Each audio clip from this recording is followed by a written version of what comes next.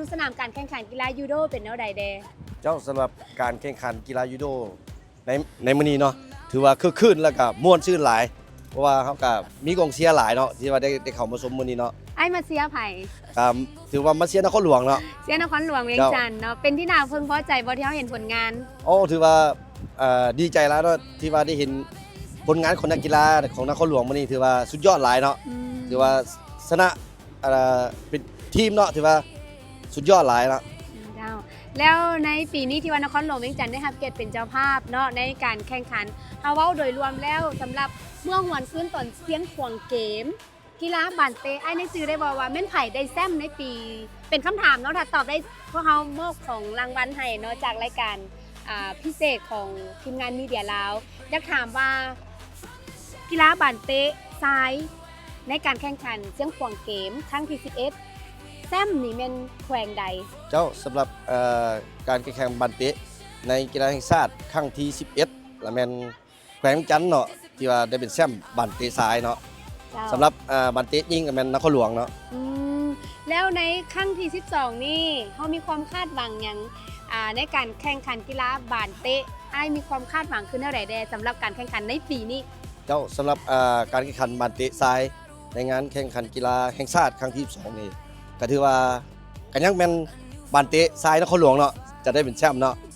เรารุ่นน้ำกันเนาะรุ่นน้ำกันเจ้าสามารถรุ่นกันรุ่นเป็นน้ำกันโดยแล้วขออนุญาตถามความรู้สึกในน้ำที่นครหลวงเวียงจันทน์ได้เป็นเจ้าภาพในมือเปิดกีฬาเนาะบรรยากาศเป็นขึ้นเท่าใดแดเจ้าสำหรับงานกีฬาแห่งชาติครั้งที่12นี่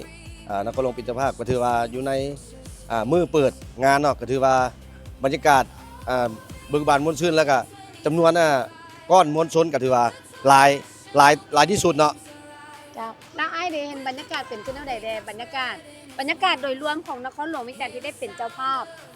สำหรับบรรยากาศนครหลวงที่ได้เป็นเจ้าภาพปีนี้ก็ถือว่ามีบรรยากาศที่ฟดฟื้นบรรดามวลชน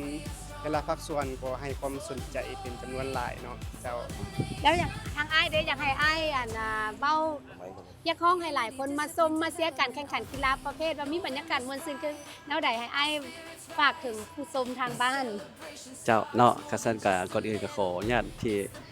ทุกท่านเนาะเกี่ยวกับการเฉลิมฉลองเนาะงานมหกรรมกีฬาแห่งชาติครั้งที่12ที่นครหลวงเวียงจันทน์ได้โอกาสได้รับเกียรติเป็นเจ้าภาพก็ขอเรียนเชิญมวลชนเนาะโดยเฉพาะพนักงานแล้วก็มวลชนทั่วไปอยากให้เข้ามาชมมาเชียร์หลายๆเนาะเนื่องจากว่านครหลวงเวียงจันทน์ของพวกเราก็ถือว่าก็เป็นนครหลวงของประเทศแล้วก็การจัดงานก็ถือว่าทุกกีฬาหลายประเภทกีฬานี่ถือว่าจัดได้หลายถือว่าได้มาตรฐานสูงเนาะโดยเฉพาะวิธีการเปิดอย่างต่างๆถือว่ามีความคึกคืนสังเกตได้ว่ามวลชนระยะผ่านมาก็ถือว่าให้ความสนใจเป็นจำนวนหลายแล้วก็ขอเฮียงห้อง